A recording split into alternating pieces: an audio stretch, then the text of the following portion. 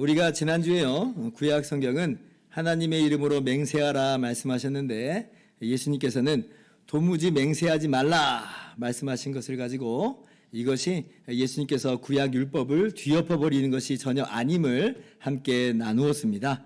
오히려 예수님께서는 뭐예요? 율법의 심층적인 의미를 정확하게 밝혀주신 것이고 올바르게 적용하여 주신 것이라 말씀을 드렸죠.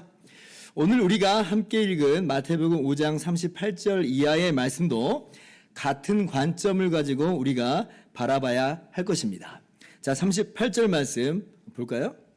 또 눈은 눈으로 이는 이로 갚으라 하였다는 것을 너희가 들었으나 나는 너희에게 이르노니 악한 자를 대적하지 말라. 여러분, 이 말씀을 우리가 자칫 잘못 이해해버리면 이렇게 오해할 수가 있습니다.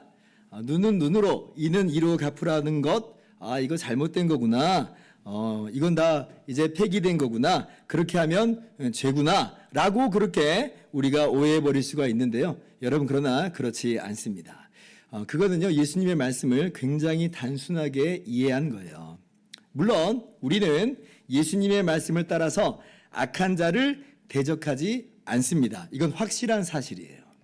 그러나 이 말씀 역시도 도무지 맹세하지 말라라고 말씀하신 것과 마찬가지로 이 안에 깊은 의미가 있다는 걸 우리가 알아야 된다는 거죠. 그렇다면 먼저 눈은 눈으로 이는 이로 갚으라라고 하신 구약 성경의 말씀의 의미부터 정확하게 짚고 갑시다.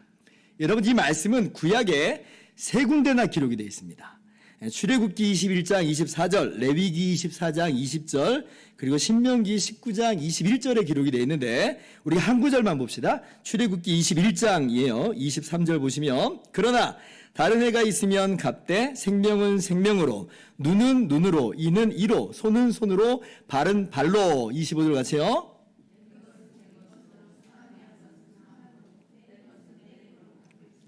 자, 눈은 눈으로 이는 이로 갚으라 라고 하는 말씀이 나오죠. 이것을 뭐라고 그러냐면 동해보복법이다 이렇게 불러요. 동해보복법이다. 만약 어떤 사람이 해를 받았을 때는 정확하게 받은 해만큼 형벌을 가하라 라고 하는 것입니다. 여러분, 이 구약 율법에 정말 탁월한 점이 뭐였냐면요, 이 구약 성경 당시에 다른 나라, 다른 민족의 법에도 비슷한 내용이 있어요. 그런데 율법의 탁월한 점이 뭐냐면 사람에 따라서 차별하지 않는다는 거예요. 정말 율법의 탁월한 점이에요. 예를 들면 부자나 권력자가 이 가난한 사람의 이빨을 이렇게 쳐서 3개나 부러뜨렸다고 한번 가정을 해봅니다. 그럼 이제 부자나 가난한 사람은 그 사람 보고 야, 어떻게 너하고 나하고 같아. 그냥 하나만 그냥 하고 퉁치자. 이제 이렇게 나오는 거예요. 지금 이 사람은 쳐가지고 3개를 부러뜨렸는데 지금 가난한 사람 보고는 야, 하나로 퉁치자. 아니면 그냥 다른 걸로 그냥 해결하자. 이런 식으로 막 나오는 거예요. 그런데 율법은 뭐라고 이야기하는 거예요? 그럴 수 없다는 거예요. 그걸 방지하는 거예요. 사람은 모두가 하나님의 형상대로 지음받은 자로서 상호간의 가치의 차이는 전혀 없다는 거예요. 심지어 고대 사회에서 종이라고 하는 거는요, 완전히 주인의 소유물입니다. 그래서 때리든 말든 죽든 말든 아무런 상관이 없어요. 그런데 율법에서는 뭐라고 이야기하냐면 만약에 종의 이를 쳐서 부러뜨리면 그 대신에 해방시켜줘야 된다 이렇게 말씀해요. 해방시켜줘야 돼요. 지금 다른 이 문화, 다른 민족에게서는 볼 수가 없는 그런 법이에요. 그러니까 노예제도라고 하는 고대 문화의 한 특성을 반영을 하면서도 그러나 노예조차도 종조차도 한 인격으로서 이 법의 안전망 아래에 두는 것이 바로 성경의 율법입니다. 여러분, 이게 이제 동해보복법의 예시로서 성경에 명확하게 언급된 바예요. 자, 그러면 여러분 이런 설명을 들으니까 어때요? 눈은 눈으로 이는 이로 라고 하는 이 말씀이 안 좋은 게 아니었네 싶죠? 처음 들었을 때는 어때요? 그냥 느낌만으로 좀 쌀벌하네 라고 하는 생각이 좀 들었어요. 그런데 이렇게 설명까지 들으니까 오히려 이러한 법이 오늘날에도 있었으면 좋겠다. 이런 생각까지도 우리가 듭니다. 왜냐하면 오늘날에 어때요? 이 시대에도 유전무죄, 유죄 이런 때가 덜어 있거든요. 법이라고 하는 게 돈과 힘과 권력의 편으로 구부러지기 일쑤입니다. 그러니까 도처에 억울한 거예요. 아니 네 목숨은 사람 목숨이고 내 목숨은 파리 목숨이냐 이런 생각이 든단 말이에요. 그래서 이 동의보복법이라고 하는 것은 다른 표현으로 말씀을 드리자면 이것은 뭐냐면 공정한 정의실현법이에요. 공정한 정의실현법이다. 그러니까 정확하게 해를 받은 것만큼 형벌을 가하는 것으로 어떤 빈부나 어떤 힘의 차이를 두지 않고 정말 공정하고 공평하게 그렇게 받은 것만큼 형벌을 가하는 것으로 공의를 실현하는 겁니다. 여러분 그렇게 본다면 이 동해보복법은요 하나님의 공의로운 판결을 이 땅에서 언뜻 보여주는 그림자와도 같다라고 하는 것을 우리가 깨닫게 됩니다. 그러니까 무슨 말이냐면 이 동해보복법이 폐기되거나 없어지는 것이 아닌 장차 있을 하나님의 공의의 심판대에서 집행되는 원리다라고 하는 거예요. 원리예요. 자, 마태복음 16장 27절 말씀이에요. 같이 한번 읽어봅시다. 시작.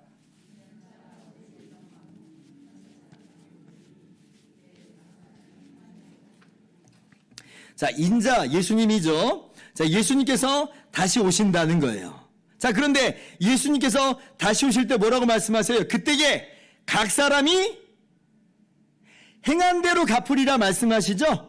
그러니까 예수님 다시 오실 때는 최후의 심판이잖아요. 최종 심판됩니다. 그런데 주님께서 그때에 각 사람이 행한 대로 그 행위대로 갚아주세요. 이게 뭐예요? 동해보복법이잖아요. 공의의 이 실행이 완전한 실행이 그때 이루어지는 거예요. 그래서 여러분 동해보복법은 사라진 것이 아니고 원리로서 여전히 유효하다는 겁니다. 자, 그러면 주님께서는 왜 이 동해보복법을 인용하면서 그러나 너희는 악한 자를 대적하지 말라라고 말씀하신 걸까요? 우리가 이제 이것을 생각해 봐야 돼요. 분명히 동해보복법은 하나님의 공의의 원리로서 유효한데 왜 그런데 우리에게는 너희는 악한 자를 대적하지 말라라고 말씀하신 걸까요? 여러분 그 이유를 생각해 보는 것은 어렵지 않을 것 같아요. 우리 지난주에 나눈 것처럼 도무지 맹세하지 말라라고 말씀하신 그때와 같은 이유를 우리가 떠올려 볼 수 있죠. 뭐라고 그랬어요? 왜 그래요? 우리는 어떤 존재예요? 한계와 제약이 명확하게 있기 때문에 우리에게는요 100% 공의로운 판결과 집행을 기대할 수가 없는 거예요. 우리는 100% 공의롭게 판결하고 집행할 능력이 없습니다. 몇 년 전인데요. 제가 우리 교회 주차장에 이제 들어올 때 일입니다. 근데 이제 그때 제가 주차장으로 딱 들어오려고 하는데 갑자기 뒤에서 오토바이가 저를 추월한답시고 그렇게 치고 나오는 거예요. 제 왼쪽으로 치고 나왔어요. 근데 어느 정도로 치고 나오냐면 무앙 소리가 들릴 정도로. 그러니까 이제 오토바이가 급가속을 한 거죠. 그래서 제 왼쪽으로 치고 들어오는 거예요. 저는 좌회전해서 주차장에 들어와야 되는데 근데 오토바이가 저를 앞서겠다고 제 왼쪽으로 무앙 하고 치고 들어오니 어떻게 됐겠어요? 부딪혔어요. 그냥 그대로 받았어요. 넘어지신 분에겐 정말 너무나 죄송한 일이고 그리고 아무런 후유증 없이 또 완쾌되었기를 바랍니다마는 자, 억울해요, 안 억울해요? 억울해요. 굉장히 억울하더라고요. 그래서 이제 자동차 회사 직원을 불렀습니다. 과실을 따지잖아요. 과실을 따졌는데 몇 대 몇이 나왔냐면 8대 2가 나온 거예요. 제 과실 8. 아니 세상에, 아니 나는 주차장에 들어가려고 한 것뿐인데 왕 소리가 들리면서 내 왼쪽으로 추월을 해 들어왔는데 근데 제 과실이 8이라는 거예요. 억울해요, 안 억울해요? 굉장히 억울합니다. 여러분 자동차 사고를 경험할 때 여러분 대체로 우리가 같은 심정일 때가 많잖아요. 여러분 우리가 이렇게 눈에 보이는 정말 판결하기 쉬워 보이는 사건과 사고조차도 우리는 승복할 수가 없어요.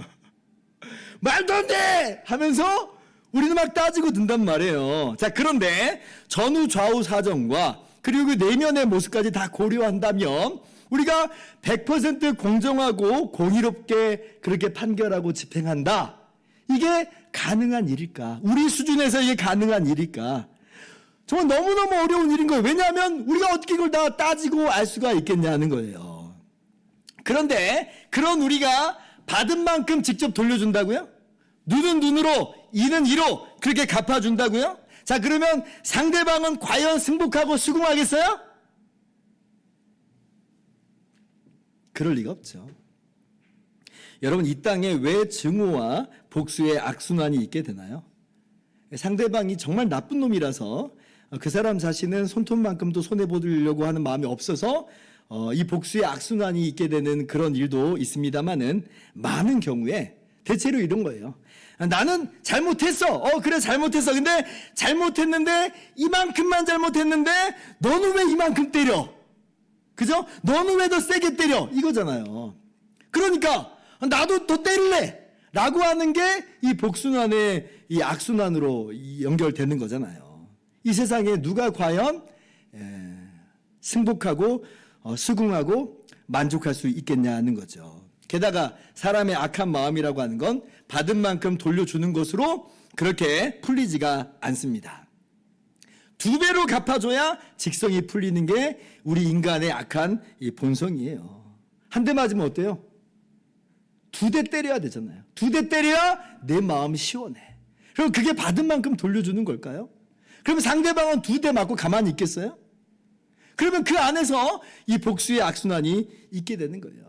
그런 측면에서 동해보복법은 오히려 인간의 악한 보복 심리를 제어하는 역할도 합니다. 그러니까 단순히 억울함을 풀어주는 역할만 있는 게 아니고 그것도 분명히 있고, 그리고 인간의 악한 보복 심리도 제어하는 역할을 하는 거예요. 그래서 여러분, 우리는 이렇듯 한계와 제약이 뚜렷하게 있기 때문에 그러니까 외적으로 보이는 걸 제대로 판단할 수도 없고 그 이면에 뭐가 있는지도 모르고 내적인 사정과 이유와 동기 다 알 수 없고 또 우리의 악한 본성마저 준동하고 있기 때문에 우리는 100% 공의를 시행할 수 없다. 눈은 눈으로, 이는 이로 갚을 수 있는 재주가 우리에게는 없다는 거예요. 그래서 악한 자를 대적하지 말랍니다. 악한 자를 대적하지 말라. 자, 그렇다면 우리가 이 악한 자를 대적하지 말라라고 하신 주님의 말씀을 어떻게 우리 삶 가운데서 구체적으로 적용할 수 있을까요? 할 때에 첫 번째로 소극적으로는 개인 간의 복수는 우리가 하지 말아야 될 것입니다. 하나님께서 그것은 허락하지 않으세요. 우리 주님께서 허락하지 않으세요. 개인의 복수는 우리에게 달린 일이 아닙니다. 다만 필요에 따라서 공적 영역에서의 판단으로 구할 뿐이지 우리가 개인적으로 복수하는 일은 안 되는 일이에요. 주님께서 명확하게 금지하신 내용이 바로 그 내용이에요. 로마서 12장 19절에서도 분명하게 말씀하여 주시죠. 한번 같이 읽어볼까요? 시작.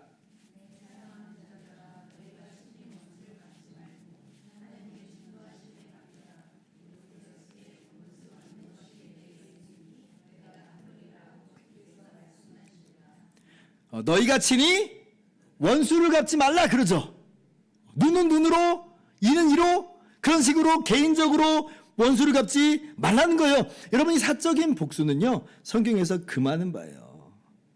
사적인 복수는 또 복수를 낳고 악순환의 수레바퀴가 그렇게 굴러가면서 여러분, 이 사회가 그렇게 지옥이 되는 겁니다. 복수는요, 무덤을 하나만 파는 게 아니에요. 복수는 무덤을 2개를 파요. 그러면 이 악순환의 고리를 누가 끊는가? 누군가 끊어야 멈출 텐데 그 사람이 누군가? 라고 할 때 그 사람이 누구라는 거예요? 바로 우리 기독교인들이다. 바로 우리가 그 복수의 악순환을 끊는 사람들이라고 하는 거예요. 예수님께서 바로 그걸 말씀하신 거예요. 보복과 복수의 고리를 끊는 사람이 되라. 사적으로 복수하지 말라는 겁니다. 여러분, 사적으로 복수하지 않는 그 사람의 대표적인 인물로서 성경이 우리 가운데 제시하는 분이 있는데요. 다윗이 대표적으로 바로 그런 분이죠. 여러분, 당시의 왕이었던 사울이 다윗을 시기해서 아무 죄 없던 다윗을 죽이려고 했던 걸 여러분 잘 아실 거예요. 여러분, 사울이 다윗의 가정을 파괴합니다. 다윗의 인생을 완전히 망쳐버렸어요. 그래서 다윗이 간신히 도망쳐 나오는데 부인도 내두고 도망갔어요. 그래야만 했어요. 그래야지 사는 거예요. 그러니까 가정이 지금 풍비박산 돼버렸어요. 인생이 풍비박산 돼버렸어요. 게다가 사울의 끊임없는 추격으로 인해서 심신이 얼마나 지쳤는지 모릅니다. 미래를 기약하는 거는요. 아니, 미래를 어떻게 기약해요? 지금 오늘 내일 죽을지 모르는데. 그런데 그러한 다윗에게 절호의 찬스가 옵니다. 이제 그 다윗을 따르는 사람들이 좀 더 있게 됐어요. 근데 그 다윗과 동료들이 사울의 손을 피해서 동굴 깊숙한 곳에 정말 숨죽이고 그렇게 숨어 있었던 거죠. 그때 이제 발각되면 이제 죽는 거예요. 그런데 공교롭게 어떤 일이 있게 되냐면 사울 왕이 그 동굴에 혼자 들어옵니다. 왜 들어왔냐면 용변 보러 들어왔어요. 아니, 용변 보러 들어올 때 뭐 군사들을 끌고 들어온 일은 없잖아요. 그러니까 용변 보러 혼자 들어온 거예요. 그러면 다윗 입장에서는 이게 어떤 거예요? 절호의 찬스예요. 우리가 억울함에 이 악이 받치면 어때요? 너 죽고 나 죽자 그렇습니다. 나 죽어도 괜찮아. 근데 너도 죽일 거야. 라고 하면서 너 죽고 나 죽자거든요. 그러면 다윗이 뭐 뒷일은 모르고 이 복수심에 불타올랐으면 그냥 사울을 죽일 수 있는 바로 그런 절호의 찬스인 거예요. 그런데 다윗이 어때요? 사울을 죽이질 않죠. 다만 사울의 옷자락만 몰래 베입니다. 이게 뭐냐면 다윗이 자기가 사울을 죽일 수 있었지만 죽이지 않았음을 그렇게 증명하여 보여준 거예요. 정말 대단하죠. 사적으로 복수할 수 있었지만 그러나 다윗은 복수하지 않더라는 거예요. 여러분, 그렇다고 사울이 개과천선해서 아주 선한 사람이 된 것도 아닙니다. 잠시 잠깐은 다윗 보고 잘못했다고 했지만 그러나 나중에 또 다윗을 추격하면서 그렇게 좁혀 들어와요. 죽이려고 들어요. 아니, 그러면 다윗이 아니, 내 실수했어. 그때 죽였어야 되는데 내가 두 번 다시 그러나 봐라. 다시 이런 일이 있으면 나는 그냥 복수할 거야. 우리 같으면 그랬겠죠? 그런데 다윗은 두 번째 기회가 있었죠. 그러나 두 번째 기회가 있었음에도 불구하고 다윗은 사울을 죽이지 않아요. 사적 복수를 하지 않는 거예요. 우리 삶에 정말 귀한 모범인 겁니다. 목사님, 그러면 나만 억울하잖아요. 나만 손해보는 것 같잖아요. 억울해서 어떻게 살아요? 아니, 화병 나서 죽을 것 같아요. 여러분, 그렇게 증오의 감정을 그대로 둔 채 복수만 하지 말라고 그러면 정말 화병 납니다. 증오의 감정은 막 이렇게 있는데 주님께서 복수하지 말라고 하니까 막 너무 답답한 거예요. 나는 억울해 죽겠는데 해를 끼친 사람은 아니, 두 발 뻗고 잠만 잘 잔다고 생각하니까 이거 막 우라통이 치밀어서 견딜 수가 없는 거죠. 그러면 이제 이 증오심을 해결을 해야 돼요. 증오심을 어떻게 해결하는지가 정말 또 중요합니다. 그럼 이 증오심을 어떻게 해결할 수 있을까 할 때 다윗이 또한 귀한 모범을 잘 보여주었어요. 다윗이요, 자기가 직접 복수 안 했다고 그랬죠? 복수하지 않습니다. 그러나 다윗은 하나님의 심판이 있음을 믿고 하나님께 판결을 맡겨요. 하나님께 판단을 맡기는 거예요. 사무엘상 24장 12절, 여호와께서는 나와 왕 사이를 판단하사 여호와께서 나를 위하여 왕에게 보복하시려니와 내 손으로는 왕을 해하지 않겠나이다. 뭐요? 다윗이 100% 공의롭게 판결하시는 하나님을 신뢰하고 하나님께 맡긴 거예요. 하나님은 정말 살아계신 하나님이에요. 하나님은 공의로 역사하신 하나님이에요. 그러므로 하나님께 맡긴다. 하나님께 맡긴다. 여러분, 그럼 되는 겁니다. 왜냐하면 하나님은 살아계신 하나님이요, 공의롭게 능히 판단하시는 하나님이기 때문에 그렇습니다. 그럼 된 거예요. 그 어떤 것이 하나님 앞에 숨겨지거나 가려질 것이 있겠어요? 하나님 앞에서 우리가 억울할 게 뭐가 있겠어요?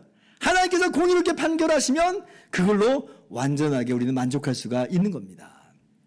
아까 그래서 로마서 12장 19절에서도 너희가 친히 원수를 갚지 말고 뭐라고 말했어요? 하나님의 진노하심에 맡기라 그랬죠? 너희가 친히 원수를 갚지 말아라. 억울해서 어떻게 해요? 하나님의 진노하심에 맡기라. 하나님은 공의로우신 재판장이세요. 하나님이 해결해 주실 것이에요. 그렇게 하나님께 맡기는 것으로 증오심을 극복하실 수 있기를 바랍니다.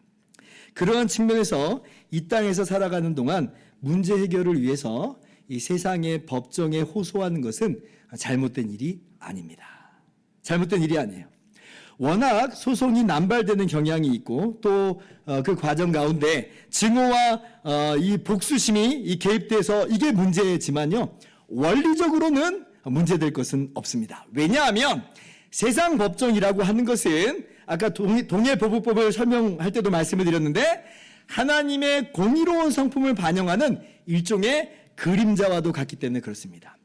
세상 법정이 우리 믿는 자와 무관하고 상관없는 그러한 기관이 아니에요. 세상 법정은 하나님께서 세우신 기관 중에 하나예요. 하나님께서 일반 은총의 측면에서 이 세상에서 정의가 시행되게끔 세상 법정을 세우시고 권세를 주셨습니다. 로마서 13장 말씀을 보면 우리가 분명히 알 수가 있는데 모든 권세는 다 하나님께서 정하신 바라 말씀하시면서 뭐라고 말씀해요? 13장 4절 같이 한번 읽어봅시다. 시작.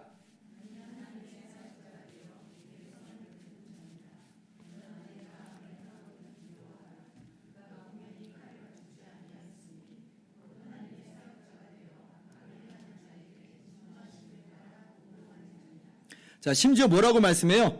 하나님의 사역자라고 표현까지 합니다. 하나님께서 세상 법정에 칼을 주었다 말씀해요.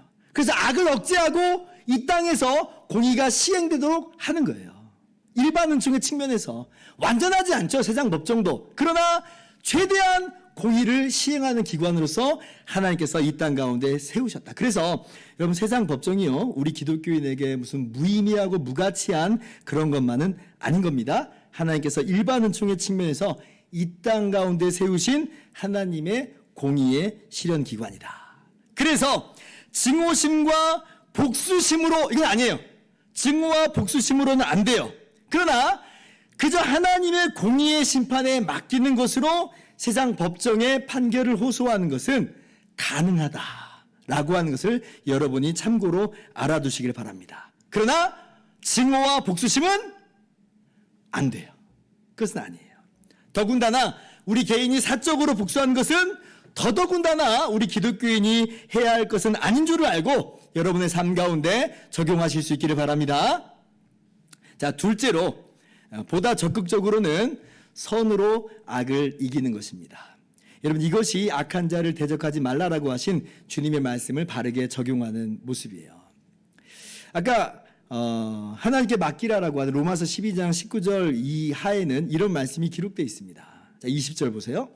내 원수가 줄이거든 먹이고 목마르거든 마시게 하라. 그리함으로 내가 숯불을 그 머리에 쌓아 놓으리라. 21절 같이요. 악에게 지지 말고 선으로 악을 이기라.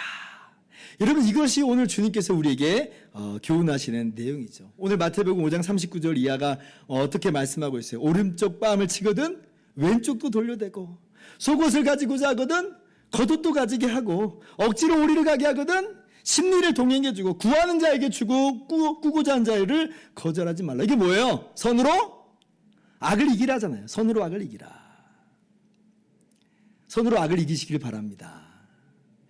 딱 떨어지는 예화는 아닌데요. 이 말씀과 더불어서 기억나는 한 가지 사건이 있습니다. 아주 옛날 일이에요. 제가 가난한 강도사 시절의 이야기입니다. 반지하방에서 살았던 때예요. 어느 날 집사람이 조끼 2벌을 사서 가지고 왔습니다. 따뜻하게 이 옷 안에 껴서 입으라고 하는 거죠. 그래서 아마도 제 기억에는 조끼를 입고 처음 이제 출근하는 그런 날이었던 것 같아요.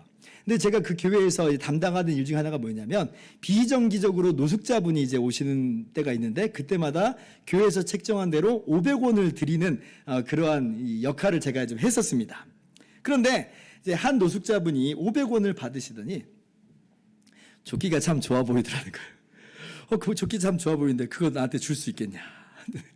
아니 500원 받으면 그냥 가시면 되는데 아니 왜 조끼를 달라고 그러는 거예요. 처음 입었는데.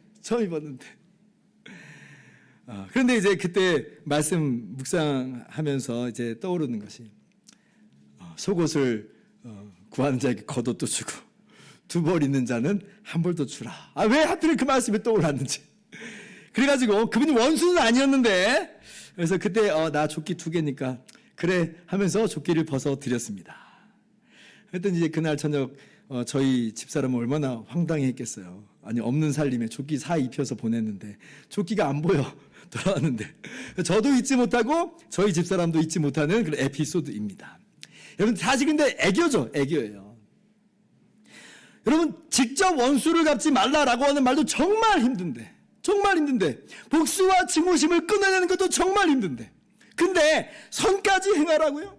선으로 악을 이기라고요? 아니 세상에 어떻게 이럴 수 있나요?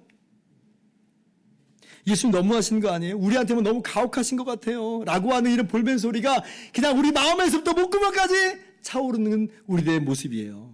근데 심지어 주님께서는 뭐라고까지 말씀하세요? 43절 이하를 보면 기가 막히죠. 또 내 이웃을 사랑하고 내 이 원수를 미워하라 하셨다는 것을 너희가 들었으나 44절 같이요.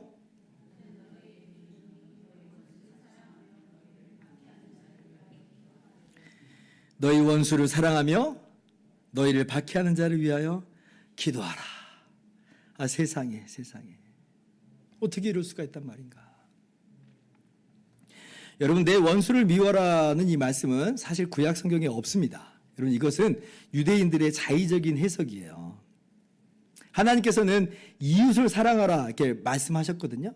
그러니까 유대인들은 이웃만 사랑하면 되고 그러면 원수는 미워해도 되겠네 라고 하면서 그냥 자기 편의대로 멋대로 해석을 해버린 겁니다. 그러니까 예수님께서는 지금 그걸 지적하는 거예요. 예수님께서 지금 인용하여 말씀하신 내용이 레위기 19장 18절 말씀인데요. 한번 가봅시다. 원수를 갚지 말며, 그죠? 원수 갚지 말며 나오죠?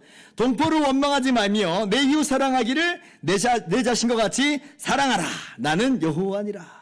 내 이웃 사랑하기를 내 자신같이 사랑하라. 여러분 내 이웃을 내 자신같이 사랑하라는 말씀이 예수님께서 독창적으로 하신 것으로 이렇게 아시는 분들이 더러 있는데 여러분 그렇지 않습니다. 예수님께서는 구약 성경을 인용해서 말씀하신 거예요. 자 그런데 원수는 그럼 미워해도 된다고요? 아니요. 원수를 갚지 말라 그랬잖아요. 자 그러면 원수만 안 갚고 마음으로는 미워해도 된다는 말인가요? 그럴 리가 없죠. 그럴 리가 없어요. G.K. 체스터톤이라고 하는 분이 이와 관련해서 명언을 남겼는데 한번 귀를 쫑긋하고 한번 들어보세요. 성경은 우리에게 이웃을 사랑하되 원수까지 사랑하라고 말한다. 왜냐하면 이웃과 원수는 같은 사람일 경우가 허다하기 때문일 것이다. 이웃과 원수는 같은 사람일 경우가 허다하기 때문일 것이다. 가정사역자 손기론 목사님이 이런 우스갯소리를 하더라고요. 원수는 절대 멀리 있지 않다. 아주 가까이 있다. 아프리카 그 누가 원수질 일은 없다. 원수는 집안에 있다. 어느 날 원수를 사랑하라는 말을 가족을 사랑하는 말로 그렇게 이해를 했다. 이건 마치 이제 명창이 득음하듯이 얻은 깨달음이었대요. 그렇게 해서 나는 가정사역자가 되었다. 라고 하는 글이었어요. 이웃이 원수고 원수가 이웃이에요. 가족이 원수고 원수가 가족이에요. 특히 배우자. 이웃과 원수의 경계가 그렇게 명확하지 않은 거예요. 자 그러면 이웃을 사랑하는 말씀이 지키기 너무 어려운 거예요. 그럼 이제 유대인들이 어떻게 하는 거예요? 이웃의 범주를 잘라내는 거죠. 이웃의 범주를 좁히는 거예요. 나랑 친한 사람만 내 이웃이야. 나를 좋아하는 사람만 내 이웃이야. 정말 나에게 유익된 사람만 내 이웃이야. 나를 미워하는 너는 이웃이 아니야. 그러니까 너가 내 이웃이 아니므로 나도 너를 사랑하지 않아. 이웃과 원수의 경계가 사실 없는데 사실 이 말씀은 서로에게 이웃이 되어줘라. 서로 사랑하라는 하나님의 말씀인데 유대인들은 누가 내 이웃인가? 라고 하면서 따지고 들면서 잘라내면서 만만한 사랑만을 한 거예요. 원수는 미워해도 돼. 그런데 예수님께서는 그런 뜻이 아니라고 명백하게 말씀해 주신 거예요. 그런 이웃도 사랑하고 원수 같은 이웃도 사랑하라. 라고 하면서 성경을 바르게 해석해 주신 것이죠. 그러니까 여러분 선으로 악을 이기라는 이 말씀, 심지어 원수까지 사랑하라 말씀하신 우리가 막 당황하면서 어쩔 줄을 모르는 거죠. 예수님 도대체 나보고 어떻게 하라는 거예요? 그러나 우리가 예수님의 말씀을 피해서 도망갈 수는 없습니다. 우리 모두가 주님의 말씀 앞에 서 있어요. 유대인처럼 이웃은 사랑하고 원수는 미워해도 돼. 이런 식으로 얼렁뚱땅 넘어갈 수는 없는 거예요. 선으로 악을 이기고 원수까지도 사랑하라. 이웃도 원수도 사랑하라. 그러면 하나님께서 막무가내로 무슨 폭력적인 방식으로 우리에게 밀어붙이는 분은 아니실 텐데요. 우리가 선으로 악을 이기고 이웃도 원수도 사랑하게끔 하는 원동력이 있다는 것인데요. 그러면 그것이 무엇일까요? 이런 원동력이 있습니다. 그래서 우리가 원수까지도 사랑할 수가 있어요. 그럼 그 원동력이 뭐냐라고 할 때 우리 마음 가운데 떠오르는 바가 있죠. 그 원동력이 뭐예요? 먼저는 하나님께서 원수인 우리를 먼저 사랑해 주셨다는 거잖아요. 우리가 그 사랑을 받았다는 거잖아요. 원수였는데. 로마서 5장 8절 이하죠. 우리가 아직 죄인 되었을 때에 그리스도께서 우리를 위하여 죽으심으로 하나님께서 우리에 대한 자기의 사랑을 확증하셨느니라. 10절 같이 읽습니다.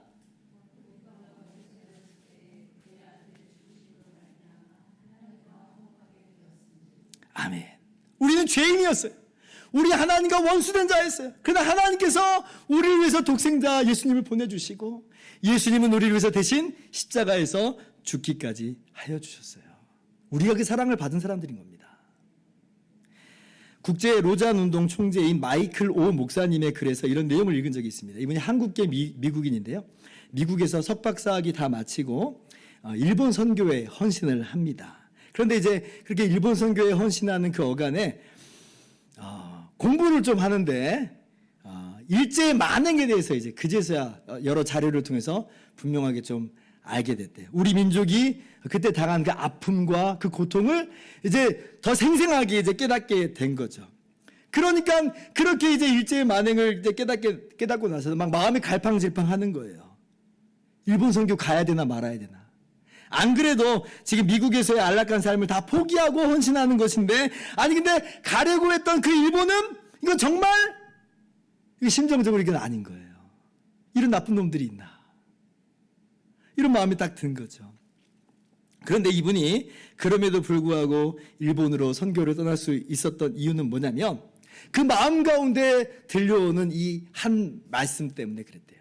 그 마음 가운데 어떤 마음이 이제 부딪혀 왔냐면 너도 내 원수였잖아 라고 하는 그런 마음이었어요. 너도 내 원수였잖아. 마치 하나님께서 자기에게 말씀하시는 것과 같더래요.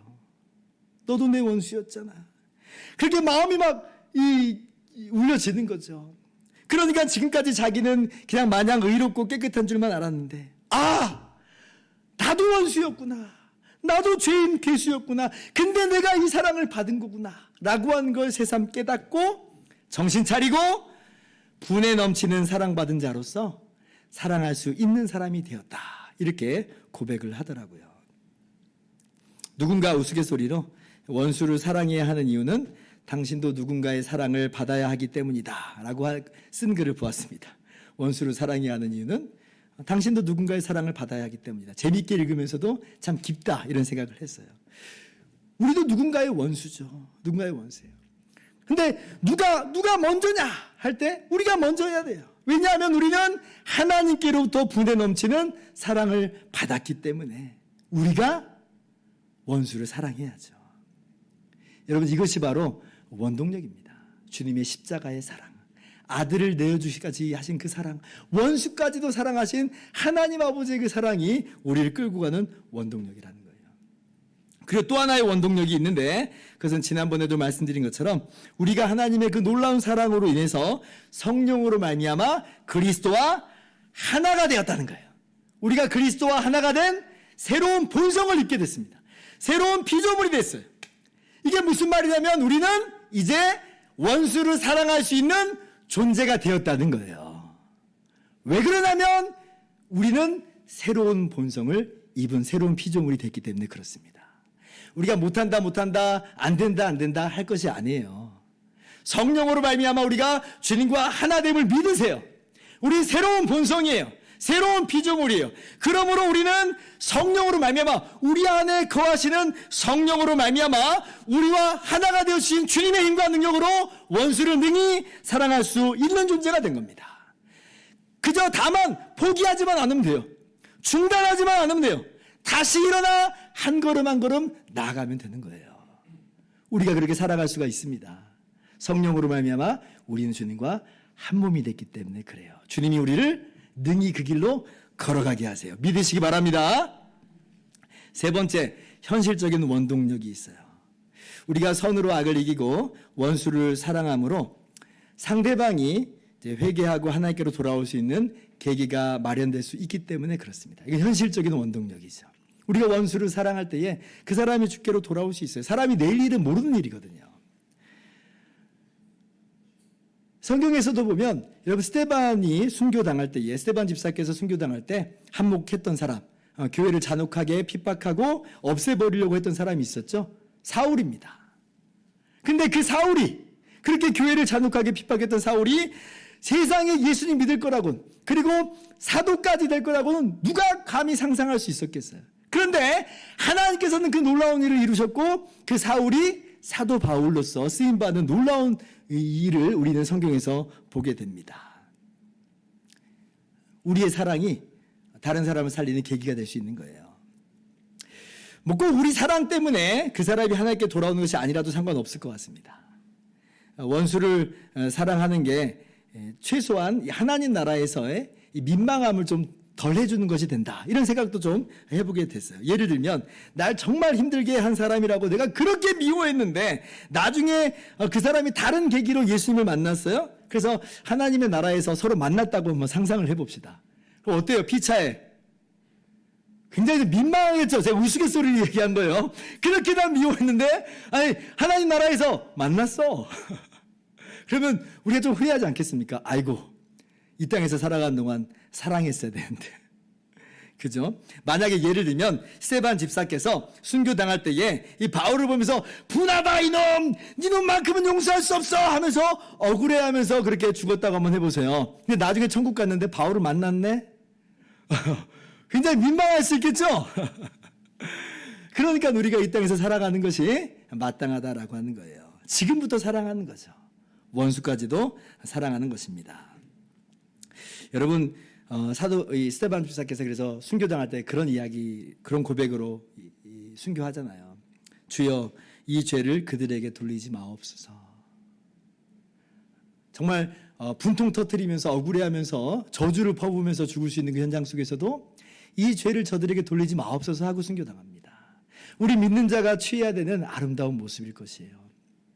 이웃을 사랑하고 원수를 사랑하라. 정말 어렵고 또 한편으로 부담스러운 말씀이지만 그러나 하나님께서는 원동력을 주었음을 기억하면서 우리 삶 가운데 아름답게 적용하실 수 있기를 주님의 이름으로 축원합니다. 이제 말씀 마칩니다. 여러분 원수를 미워할 수 있는 자격은 오직 100% 의로우신 하나님께만 있습니다. 다른 표현으로는 죄인 원수를 심판하실 수 있는 자격 오직 100% 공의로우신 하나님께만 있어요. 자, 그런데 하나님께서는 아직 이 땅이 있는 동안에는 모든 사람에게 기회를 열어놓으셨습니다.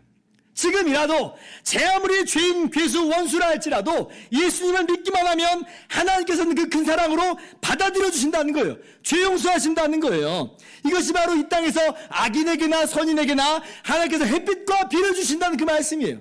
하나님이 기회를 열어놓아 주셨어요. 따라서 여러분 원수를 미워하는 것은 지금 우리가 해야 될 일이 아닌 거예요. 오히려 하나님 아버지를 닮아 죄인 원수까지라도 능히 구원하시는 하나님의 은혜를 나타내는 것이 아버지 하나님을 닮은 이 땅에서의 우리의 삶의 모습인 거예요. 햇빛과 비를 공평하게 주시면서 하나님께서 여전히 그 기회를 우리 가운데 공급하여 주고 계십니다. 우리가 주님의 십자가에서 그러하셨듯이 선으로 악을 이기고 원수까지도 사랑하면서 나갈 수 있기를 바랍니다. 우리 안에 모든 증오와 복수심 다 주님께 맡기면서 그렇게 하나님 아버지를 닮은 우리 예수 그리스도를 닮은 삶을 살아가시는 저 여러분 되기를 주님의 이름으로 축원합니다. 우리 함께 오늘은 찬양하고 기도하는 시간을 갖도록 하겠습니다.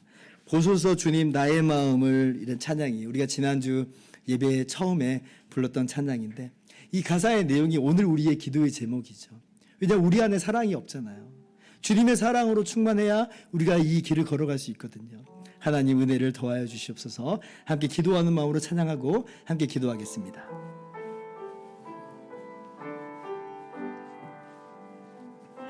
보소서 주님 나의 마음을 선한 것 하나 없습니다. 그러나 내 모든 것 주께 드립니다. 사랑으로 안으시고 날 새롭게 하소서. 보소서 주님, 보소서 주님, 나의 마음을 선한 것 하나 없습니다.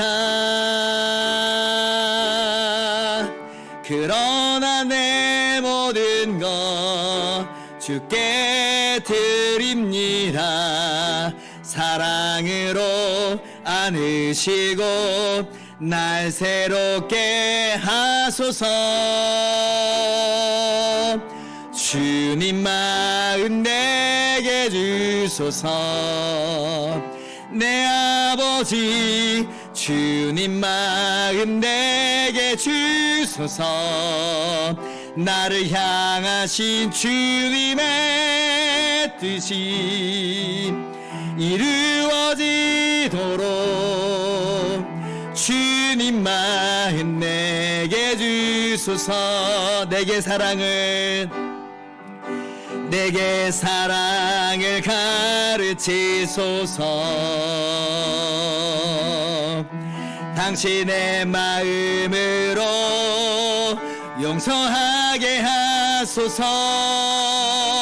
주의 성령 내게 채우사 주의 길 가게 하소서.